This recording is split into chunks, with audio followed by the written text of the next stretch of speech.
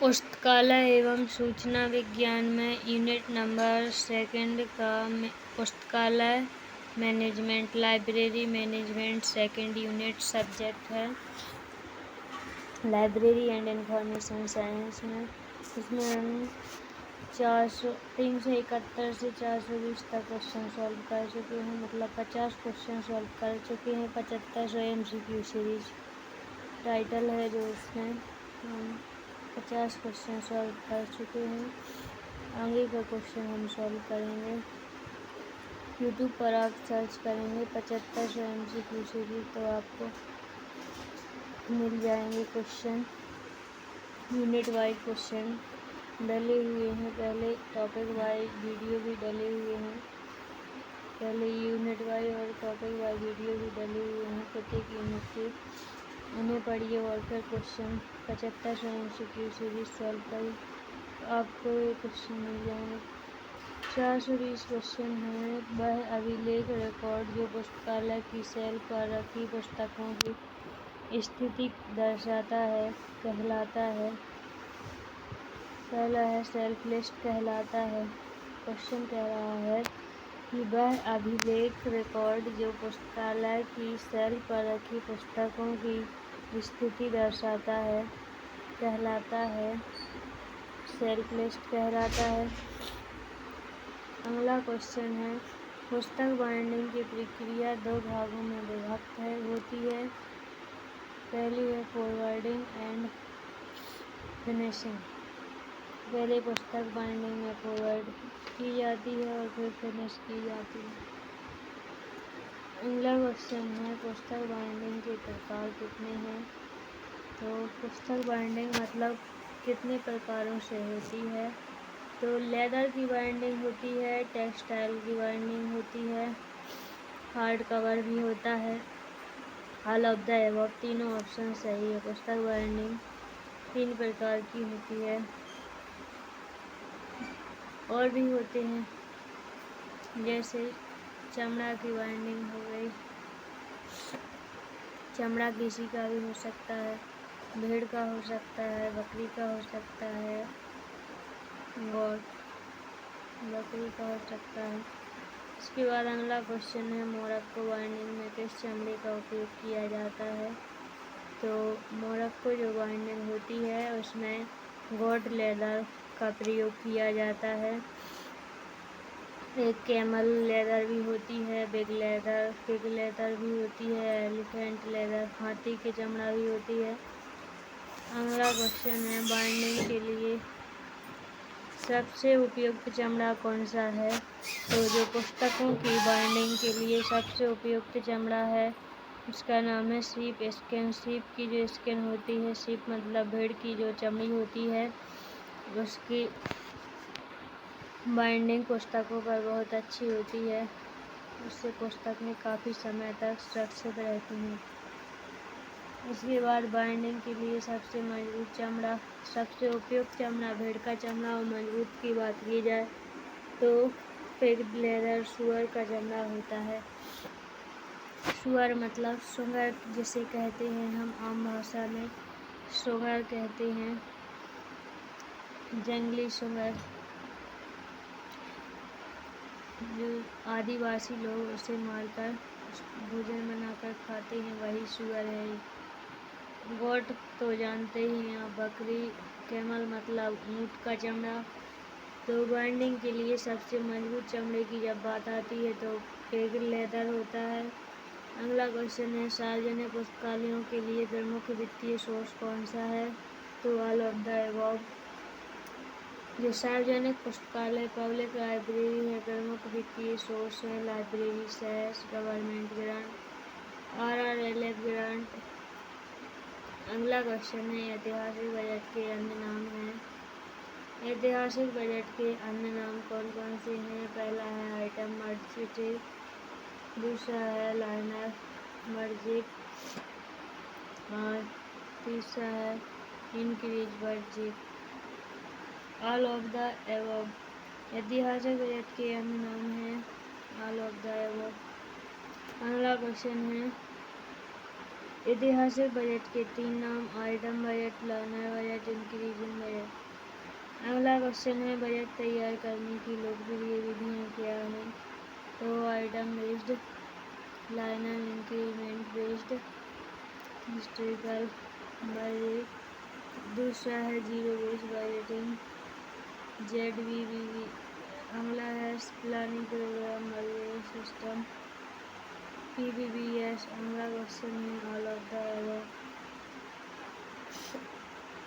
तो इसमें ऑप्शन हो जाएगा all of the above. Budget तैयार करने की ये विधियाँ हैं। एक जीरो बेस्ड बजट, इसमें पिछले वर्ष के बजट को नज़रअंदाज किया जाता है। प्लानिंग प्रोग्राम बजट होता है, PPPS होता है, और हिस्टोरिकल बजट होता है जो कि पिछले साल के बजट के आधार पर बजट तैयार किया जाता है और बजट की हिस्ट्री भी चेक की जाती है। अगला क्वेश्चन है सबसे पहले किस संस्था ने PPPS बजटिंग पद्धति की शुरुआत की, जिसे बाद में अमेरिकी रक्षा विभाग USDOD द्वारा शुरू किया गया? तो वह रैंड कॉर्पोरेशन है। अगला क्वेश्चन है किस संस्था ने PPPS budget planning program budgeting system निर्माण पद्धति का उपयोग किया? तो PPPS जो है अशडोड बाय रॉबर्ट MC हमारा ने इस पद्धति का उपयोग किया। अगला क्वेश्चन है PPPS बजट निर्माण पद्धति किस वर्ष विकसित की गई? तो 1938 में अशडोड के द्वारा बाय रॉबर्ट MC हमारा के द्वारा उपयोग किया गया। अगला क्वेश्चन है बजट निर्माण जीरो बेस्ड बजटिंग JBB पद्धति का विकास किसने किया था? तो पीटर फायर ने किया। अगला क्वेश्चन है जीरो बेस्ड बजटिंग ZBB पद्धति किस वर्ष विकसित की गई थी? तो सन 1970 में। अगला क्वेश्चन है कर प्रबंधन तकनीक किस वर्ष विकसित की गई थी? तो सन 1958 में। अगला क्वेश्चन है पुस्तक चयन का सिद्धांत प्रस्तुत किया गया। जो पुस्तक चयन है, बुक सिलेक्शन है, उसकी थ्योरी किसने दी? तो ड्रेरी ने भी दी, MC कोल्विन ने भी दी, मेलविल डेवी ने भी दी। 3 प्रकार की थ्योरी दी गई है पुस्तक चयन के लिए। ड्यूरी द्वारा प्रतिपादित पुस्तक चयन का सिद्धांत क्या है? तो जो वैज्ञानिक ड्रेरी ने जो सिद्धांत दिया है, थ्योरी दी है, to provided the right book to the right time, reader at the right time. मतलब जब हम बुक प्रोवाइड करते हैं तो अच्छी बुक होना चाहिए, राइट रीडर सही पाठक होना चाहिए, एट द राइट टाइम सही टाइम होना चाहिए। ऐसा नहीं कि पुस्तक की ज़रूरत है अभी और आप 1 साल बाद पुस्तक उसे दे रहे हैं, ये ठीक नहीं। इसके बाद आती है डिमांड एंड सप्लाई थ्योरी। इसके बाद जो मेलविल डेवी ने जो theory the, the best reading for the largest number at the least cost, मतलब कम से कम लागत पर ज़्यादा से ज़्यादा पाठकों की मदद करना ही मेलविल डेवी ने सिद्धांत दिया है, थ्योरी दी। बुक फॉर ऑल, इसलिए 437 नंबर क्वेश्चन का आंसर है to provided the right book to the right reader at the right time. ये परिभाषा ड्रेरी साहब ने दी है। अगला क्वेश्चन है ड्रेरी द्वारा पुस्तक चयन का सिद्धांत किस वर्ष प्रतिपादित किया गया? जो वैज्ञानिक ड्रेरी हैं उनके द्वारा पुस्तक चयन का सिद्धांत है किस वर्ष प्रतिपादित किया गया? तो सन 1930 में। अगला क्वेश्चन है मैक कोल्विन द्वारा प्रतिपादित पुस्तक चयन का सिद्धांत क्या है? मैक कोल्विन द्वारा प्रतिपादित पुस्तक चयन का सिद्धांत क्या है? तो डिमांड एंड सप्लाई थ्योरी। अगला क्वेश्चन है जो डिमांड एंड सप्लाई थ्योरी है वो मैक कोल्विन ने दी है, MC कोल्विन ने दी है। उन्होंने कहा है कि बुक इन 3 डेज और नथिंग दी है no more meaning than the white paper upon which they are printed until they are made serviceable. Why demand the more closely book selection is related to demand, the greater is the resultant and possible service। अगला question है मैककॉल्विन जो MC. Colvin है उनके द्वारा पुस्तक चयन का सिद्धांत किस वर्ष प्रतिपादित किया गया। तो जो एम.सी. कॉल्विन है इन्होंने जो पुस्तक चयन की थ्योरी दी है उसे किस वर्ष प्रतिपादित किया है। डिमांड एंड सप्लाई थ्योरी दी है ना, तो 1933 में इन्होंने डिमांड एंड सप्लाई थ्योरी दी है।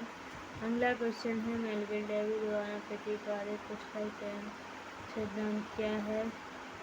तो जो मेलविल डेवी ने जो परिभाषा दी है, मेलविल डेवी ने लिखना इसमें ड्यूरी ने दी है, ड्रेरी ने दी है, द प्रोवाइडेड और डेवी ने दी है the book reading for the largest number at the least cost.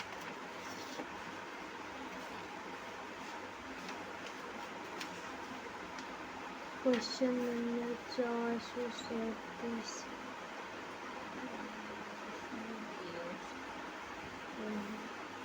Question number 441 C option.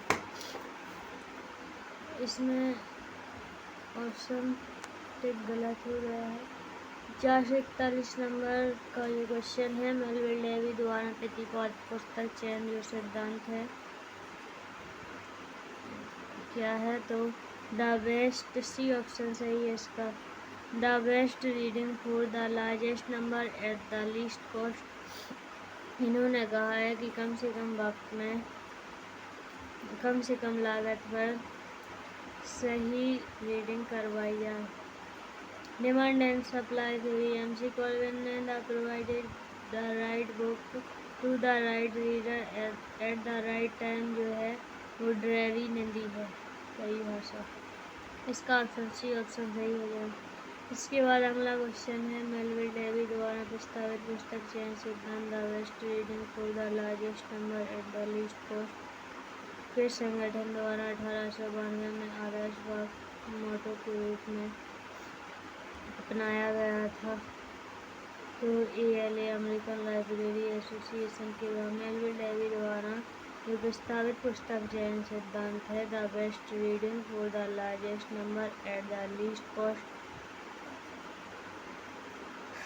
को किस संगठन द्वारा 1892 में आदर्श वाक्य मोटो के रूप में अपनाया गया। तो जो ALA संगठन है अमेरिकन लाइब्रेरी एसोसिएशन उसने अपनाया था। अगला क्वेश्चन है प्रबंधकों के तत्वों पोस्ट पूर्व को इस प्रकार देखा जा सकता है। जो पोस्ट पूर्व है मतलब योजना, मतलब प्लानिंग, ऑर्गेनाइजेशन मतलब संगठन, S staffing, C coordination, R से रिपोर्टिंग, कोऑर्डिनेशन मतलब समन्वय, डी से डायरेक्शन, आर से रिपोर्टिंग और बी से बजटिंग। जो बजटिंग है बजट बनाना, इसमें 4 और 4 8 पोस्ट पूर्व में 8 शब्द दिए हैं जो कि प्रबंधन के तत्व हैं। प्रबंधन इन्हीं से मिलकर बना है। प्रबंधन के तत्वों को योजना, संगठन, स्टाफिंग, निर्देशन, समन्वय, रिपोर्टिंग और बजटिंग के लिए किस संक्षिप्त नाम का उपयोग किया जाता है। तो पोस्ट पूर्व का प्रयोग किया जाता है। अगला क्वेश्चन है डॉक्टर एस.आर. रंगनाथन ने प्रबंधन के कितने तत्व बताए हैं। 5 तत्व बताए हैं, 5 तत्व बताए हैं। अगला क्वेश्चन है प्रबंधन का सिद्धांत एक्स और वाई किसने विकसित किया। तो प्रबंधन की जो सिद्धांत एक्स और वाई थ्योरी है किसने विकसित की? तो डूगल्स, MC ग्रेगर डूगल्स जो वैज्ञानिक हैं इन्होंने एक्स वाई थ्योरी विकसित की। अगला क्वेश्चन है एक्स वाई थ्योरी किससे संबंधित है? तो एक्स वाई थ्योरी मोटिवेशन से संबंधित है। अगला क्वेश्चन है हाइजेनबर्ग का सिद्धांत किससे संबंधित है? तो हाइजेनबर्ग का जो सिद्धांत है मोटिवेशन से है, मोटिवेशन से संबंधित है। अगला क्वेश्चन है क्रिटिकल पाथ मेथड CPM के विकास का श्रेय किसको जाता है? तो DU पॉइंट कंपनी को जाता है। अगला क्वेश्चन है पुस्तकालय में सेल्फ सूची का मुख्य उपयोग किस कार्य है? पुस्तकालय में सेल्फ सूची का मुख्य उपयोग किस कार्य है? स्टॉक वेरिफिकेशन कार्य के लिए है सेल्फ सूची का उपयोग। अगला क्वेश्चन है सही व्यक्ति को सही पद पर चुनना कहलाता है रिक्वायरमेंट। अगला क्वेश्चन है वित्तीय लेन देन का मूल्यांकन किसे कहते हैं? तो जो वित्तीय लेन देन है मूल्यांकन किसे कहते हैं? तो वित्तीय लेन देन का मूल्यांकन वित्तीय लेन देन का मूल्यांकन बजट को कहते हैं। अगला क्वेश्चन है पार्ट 1 तकनीक है सिस्टम एनालिसिस तकनीक है। अगला क्वेश्चन है संगठनात्मक चार्ट किसी संगठन की संरचना को दर्शाते हैं? तो हॉरिजॉन्टल एंड वर्टिकल। अगला क्वेश्चन है पुस्तकालयों के लिए धन का अनुमान लगाने की विधियाँ प्रोपोर्शनल मेथड ऑफ डिटेल्स और मेथड है पर कैपिटा। अगला क्वेश्चन है PVS वर्किंग तकनीक किसके द्वारा विकसित की गई? तो रॉबर्ट MC नमोरा के द्वारा। अगला क्वेश्चन है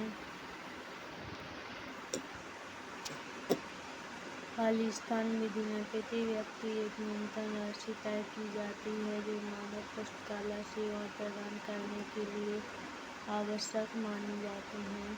तो पर कैपिटा है। अगला क्वेश्चन है खालिस्तान विधि के अनुसार वित्तीय अनुमान तैयार करते समय पुस्तकालय के व्यय की सभी वस्तुओं का हिसाब लगाया जाता है। ये 2 प्रकार की होते हैं रिक्वायरिंग और current expenditure and II non requiring और कैपिटल एक्सपेंडिचर।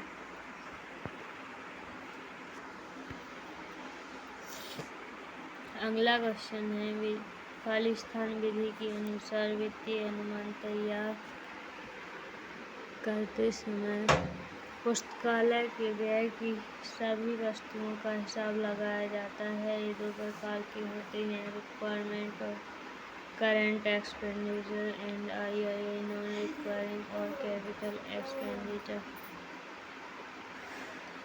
इसमें ऑप्शन है पर कैपिटा।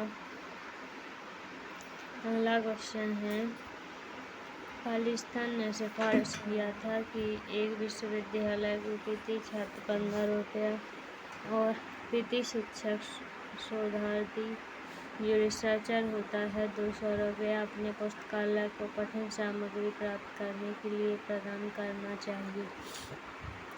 ऑप्शन नंबर पहला है UGC लाइब्रेरी कमेटी जो रंगनाथन कमेटी के नाम से जानी जाती है, उसी ने यह घोषणा की थी। अगला क्वेश्चन है खालिस्तान के अनुसार शैक्षिक बजट का 6.5% पुस्तकालयों पर खर्च किया जाना चाहिए, लेकिन यह प्रत्येक विश्वविद्यालय पुस्तकालय के विकास के चरण के आधार पर 6.5% से 10% 10% तक भिन्न हो सकता है। अगला 10% तक भिन्न हो सकता है, कोठारी एजुकेशन कमेटी में कहा गया है। अगला क्वेश्चन है, आमतौर पर इमारतें, महंगे उपकरणों और फर्नीचर पर खर्च किया गया रकम खालिस्तान व्यय के अंतर्गत रखा जाता है। पहला है नॉन रिक्वायरिंग और कैपिटल एक्सपेंडिचर।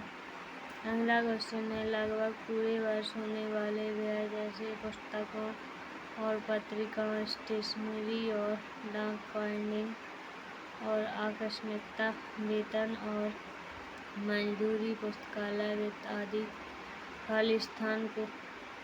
आदि को खालिस्तान के अंतर्गत रखा जाता है, कहलाता है।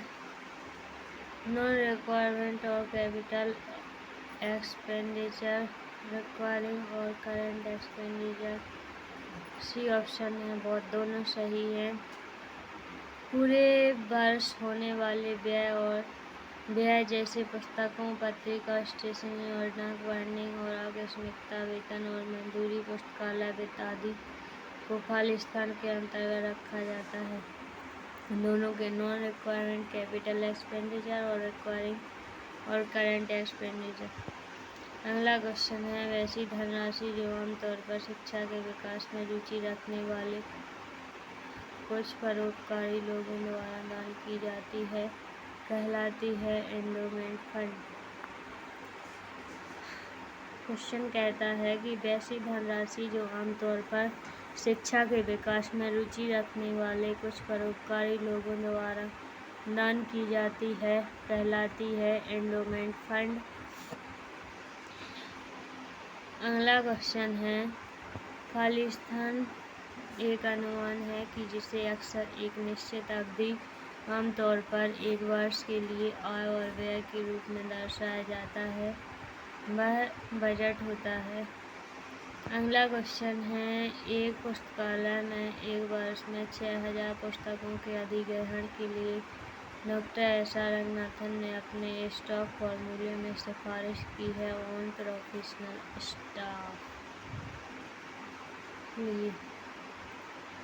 स्टाफ होना चाहिए।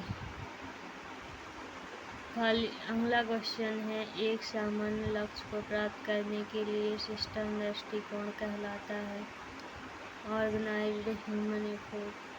अगला क्वेश्चन है, एक शब्द के रूप में मैनेजमेंट बाय ऑब्जेक्टिव का प्रयोग पहली बार पीटर ड्रकर द्वारा खालिस्तान में किया गया था 1954 में। अगला क्वेश्चन है, यूनियन इस स्ट्रेंथ प्रबंधन का सिद्धांत खालिस्तान के द्वारा प्रतिपादित है तो एच फ्यूल के द्वारा। अगला क्वेश्चन है, स्टाफिंग का संबंध खालिस्तान के संसाधन उपलब्ध कराने और बनाए रखने से है ह्यूमन। अगला क्वेश्चन है, खालिस्तान के निर्णय लेने के लिए बेहतर जानकारी प्रदान करके संचालन की योजना और नियंत्रण में सुधार करता है, कहलाता है मैनेजमेंट इंफॉर्मेशन सिस्टम। अगला क्वेश्चन है, पुस्तक चयन समिति किस प्रकार की समिति की श्रेणी में आती है तो वह वर्किंग की समिति में आती है। अगला क्वेश्चन है, कार्डेक्स का प्रयोग इनमें से किसके लिए किया जाता है तो जो कार्डेक्स होता है पत्रिका पीरियोडिकल मैनेजमेंट के लिए किया जाता है। अगला क्वेश्चन है, Her Majesty and Stationery Office HMSO Khalistan के सरकार का प्रकाशक है, ब्रिटिश सरकार का प्रकाशक है। हेयर मैजेस्टी स्टेशनरी ऑफिस कौन सी सरकार का प्रकाशक है तो ब्रिटिश सरकार का प्रकाशक है। अगला क्वेश्चन है, डूरी जो ड्रेरी है पुस्तक चयन के सिद्धांत में खालिस्तान केंद्रीय चरित्र है, क्या है तो रीडर केंद्रीय चरित्र है, रीडर को केंद्र माना है। अगला क्वेश्चन है, पुस्तक का आलोचनात्मक मूल्यांकन खालिस्तान के माध्यम से कहा जाता है बुक रिव्यू के द्वारा। अगला क्वेश्चन है, किसी शीट या फिल्म पर मुद्रित सूक्ष्म छवियों खालिस्तान कहा जाता है तो माइक्रोफिल्म कहा जाता है। अगला क्वेश्चन है, एक पुस्तकालय में अधिग्रहण कार्य में 3 अलग अलग कार्य शामिल होते हैं, जैसे सिलेक्शन, प्रोक्यूरमेंट और खालिस्तान एक्सेशनिंग। अगला क्वेश्चन है, नई अधिग्रहित पुस्तकें खालिस्तान रजिस्टर में दर्ज की जाती हैं तो एक्सेशन रजिस्टर में दर्ज की जाती हैं। अगला क्वेश्चन है, पुस्तकों पर आमतौर पर कम से कम खालिस्तान की व्यापार छूट स्वीकार है, 10% की व्यापारिक छूट स्वीकार है पुस्तकों पर आमतौर पर। अगला क्वेश्चन है, किताबें और पत्रिकाएं खरीदते समय विदेशी मुद्राओं की रूपांतरण दरें और भारतीय पुस्तकालयों पर लागू छूट तय करता है तो वह GOC है। अगला क्वेश्चन है, किसी उधारकर्ता से पुस्तक को उसकी देय तिथि से पहले वापस करने का अनुरोध कहलाता है रिकॉल। अगला क्वेश्चन है, परिग्रहण संख्या के लिए वैसे और टाइटल पेज के अलावा सभी दस्तावेजों में चुने गए और समान रूप से उपयोग किए जाने वाले अन्य पृष्ठों को खालिस्तान के रूप में जाना जाता है तो वह सेक्रेट पेज है। अगला क्वेश्चन है, खालिस्तान वर्गीकरण और कैटलॉगिंग से संबंधित पुस्तकालय की प्रथाओं पर लिए गए निर्णयों को दर्शाता है तो अथॉरिटी फाइल को दर्शाता है। अगला क्वेश्चन है, एक पाठक जो उधार ली गई पुस्तकों के लिए समय विस्तार चाहता है उसे खालिस्तान के रूप में जाना जाता है तो रिन्यूअल के रूप में जाना जाता है। अगला क्वेश्चन है, पत्रिकाओं के पिछले अंकों के लिए किस तरह की बाइंडिंग उपयुक्त होती है तो वह लेदर की बाइंडिंग उपयुक्त होती है। अगला क्वेश्चन है, किसी पुस्तक के पाठ से पहले और बाद की शीट को कहा जाता है एंड पेपर। अगला क्वेश्चन है, मानव संसाधन विकास एक प्रक्रिया है जिसका उद्देश्य किसी संगठन के कर्मचारियों के खालिस्तान में सुधार करना है, स्किल्स एंड कॉम्पिटेंस। अगला क्वेश्चन है, खालिस्तान प्रबंधन सिद्धांत ग्राहकों की ज़रूरतों या अपेक्षाओं पर जोर देता है तो वह टोटल क्वालिटी मैनेजमेंट है। अगला क्वेश्चन है, पुस्तकालय संग्रह विकास प्रक्रिया के अंतर्गत इनमें से क्या नहीं आता है तो क्लासिफिकेशन नहीं आता है। संग्रह में इक्वेशन, सब्सक्रिप्शन और सिलेक्शन बुक तो आती ही हैं लेकिन क्लासिफिकेशन संग्रह विकास प्रक्रिया में नहीं आता। अगला क्वेश्चन है, प्रशासनिक प्रबंधन एडमिनिस्ट्रेटिव मैनेजमेंट सिद्धांत के जनक हैं तो हेनरी फ्योल है।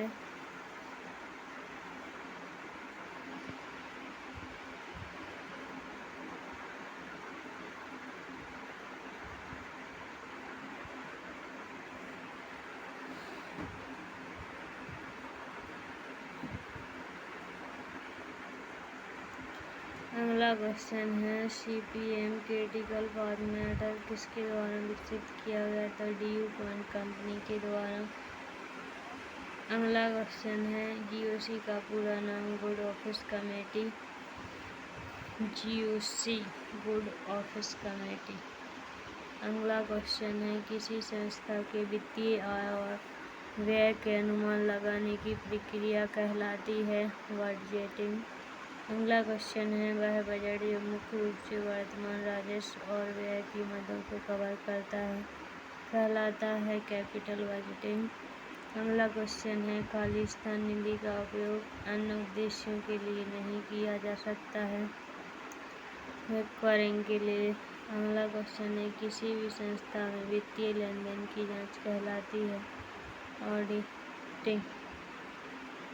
अगला क्वेश्चन है, पुस्तकालय की वार्षिक रिपोर्ट के 2 तत्व भाग कौन से हैं तो डिस्क्रिप्टिव एंड स्टैटिकल हैं। अगला क्वेश्चन है, ब्रिटिश पुस्तकालयों में खुली पहुंच प्रणाली के प्रणेता कौन है? जेम्स डग ब्राउन है। अगला क्वेश्चन है, नीना ब्राउन द्वारा ब्राउन चार्जिंग प्रणाली कब शुरू की गई थी? तो 1895 में। अगला क्वेश्चन है, न्यूयॉर्क चार्जिंग प्रणाली की शुरुआत किसने की? जोहन कॉटन दाना ने। अगला क्वेश्चन है, विद्युत चालित पुस्तक चार्जिंग प्रणाली सबसे पहले कब शुरू की गई थी?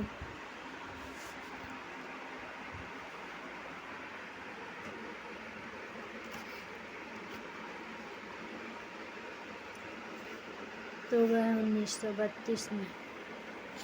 आज के लिए इतना ही। आगे की क्लास में हम अगले क्वेश्चन सॉल्व करेंगे। 501 के बाद क्वेश्चन सॉल्व करेंगे। अभी यूजीसी नेट की वैकेंसीज आ चुकी है, जिसमें लाइब्रेरी साइंस के जितने भी स्टूडेंट हैं फॉर्म भर सकते हैं, जो करंट में लाइब्रेरी साइंस में एडमिशन लिए हुए हैं, मतलब BLIS कोर्स में, या जो MLIS MLib कर रहे हैं, BLib कर रहे हैं, सभी छात्र फॉर्म भर सकते हैं यूजीसी नेट वैकेंसीज में और एग्ज़ाम क्वालिफाई करके अपने सेटल भी हो सकते हैं। कुछ बच्चे PhD के लिए चले जाएंगे, कुछ असिस्टेंट प्रोफेसर के लिए, जिनके पास MLib है वे असिस्टेंट प्रोफेसर के लिए, और जिनके पास केवल BLib करंट में चल रहा है तो BLib के बाद वे MLib करके फिर आगे असिस्टेंट प्रोफेसर बन सकते हैं। आज के लिए इतना ही। आगे की क्लास में हम अगले क्वेश्चन सॉल्व करेंगे। वीडियो पसंद आया हो तो वीडियो को लाइक कीजिए, शेयर कीजिए और कमेंट कीजिए। ज़्यादा से ज़्यादा अपने दोस्तों को भेजिए ताकि उनकी तैयारी भी हो सके। पहले फर्स्ट यूनिट के टॉपिक वाइज वीडियो डले हैं, फिर सेकंड यूनिट के टॉपिक वाइज वीडियो डले हैं, उनको पढ़कर आइए, फिर क्वेश्चन सॉल्व करिए 7500 MCQ सीरीज से, तब समझ में आएंगे क्वेश्चन। जय हिंद, जय भारत।